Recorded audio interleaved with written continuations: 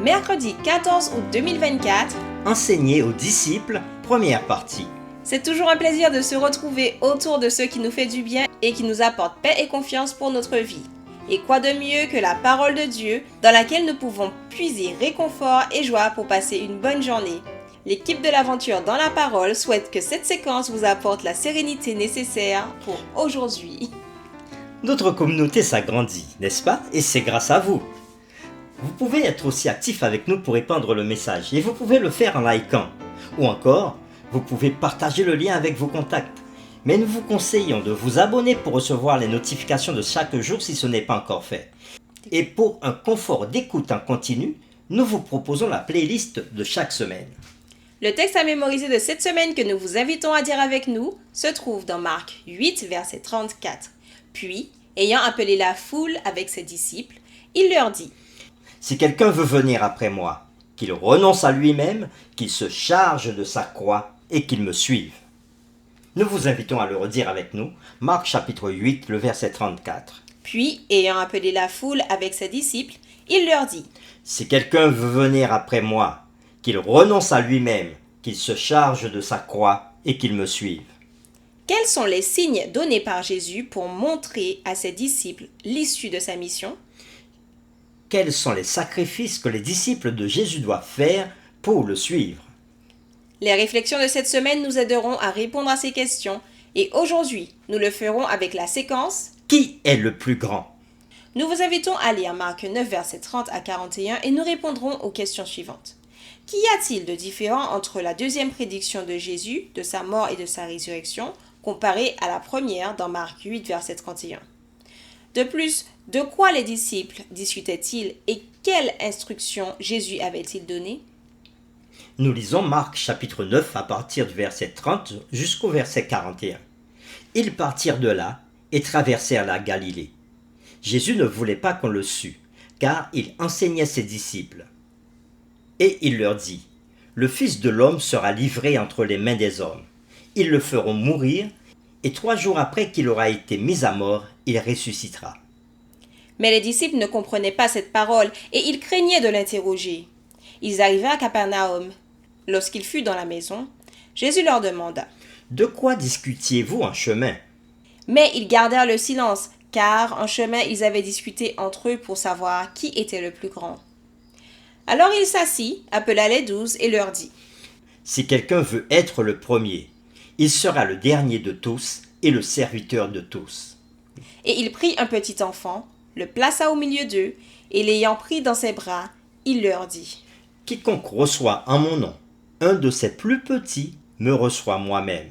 Et quiconque me reçoit non pas moi, mais celui qui m'a envoyé. » Jean lui dit : « Maître, nous avons vu un homme qui chasse des démons en ton nom, et nous l'en avons empêché, parce qu'il ne nous suit pas. » « Ne l'en empêchez pas, répondit Jésus, car il n'est personne qui, faisant un miracle en mon nom, puisse aussitôt après parler mal de moi. Qui n'est pas contre nous est pour nous. Et quiconque vous donnera à boire un verre d'eau en mon nom, parce que vous appartenez à Christ, je vous le dis en vérité, il ne perdra point sa récompense. » Et nous lisons ensuite Marc 8, verset 31. Alors il commença à leur apprendre qu'il fallait que le Fils de l'homme souffrit beaucoup, qu'il fût rejeté par les anciens, par les principaux sacrificateurs et par les scribes, qu'il fût mis à mort et qu'il ressuscita 3 jours après. Après avoir lu Marc chapitre 9, versets 30 à 41, nous répondrons aux questions suivantes.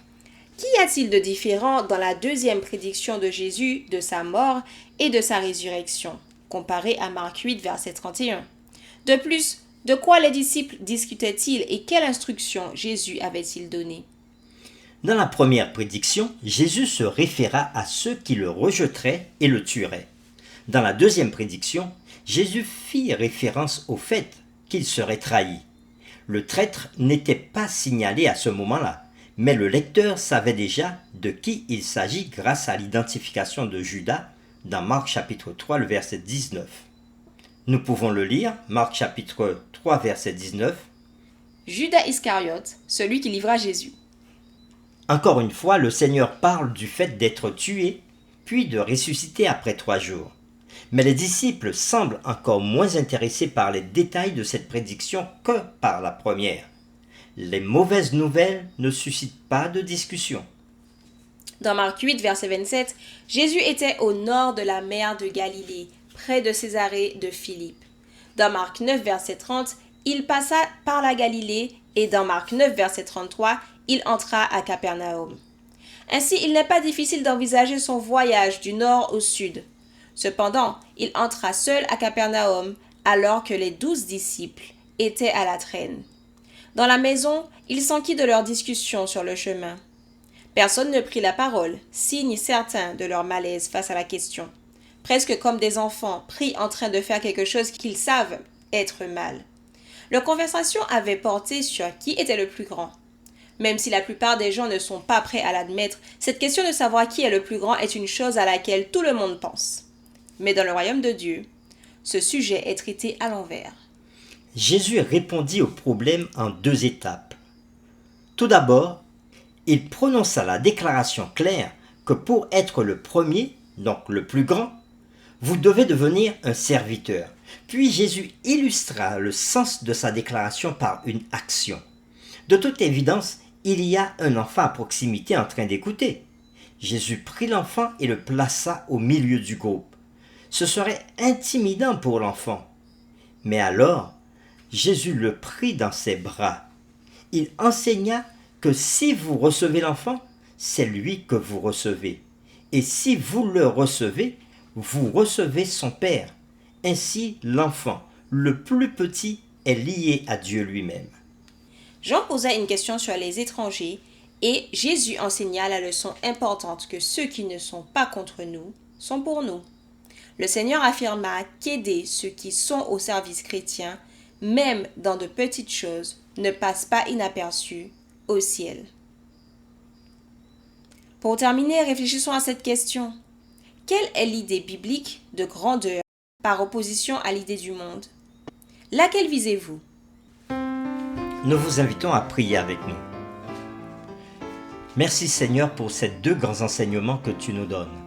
Et une fois de plus aujourd'hui, nous voulons te louer et te dire merci, car jour après jour, nous comprenons que ta parole est là pour nous donner des enseignements qui permettront à notre foi de grandir en toi et surtout à comprendre le sens de la mission de Jésus pour nous sur cette terre. Il a clairement expliqué aux disciples ce qui devait arriver. Ils devaient passer par la mort, ils devaient passer par la croix pour qu'ils soient sauvés. Et il donne aussi un autre enseignement, alors que les disciples ne posent pas de questions sur sa mort, sur sa résurrection, mais ils sont éloignés de ce sujet en discutant à savoir lequel d'entre eux était le plus grand. Jésus va faire quelque chose d'extraordinaire et leur donner une grande leçon. C'est de leur montrer qu'il faut être comme un petit enfant pour entrer dans son royaume. Alors Seigneur, aide-nous aussi à ne pas nous comparer aux autres. Aide-nous à ne pas nous regarder au-dessus des autres, mais surtout à comprendre notre intérêt d'être des serviteurs pour pouvoir aider ceux qui sont autour de nous. Nous t'avons prié au nom de Jésus. Amen.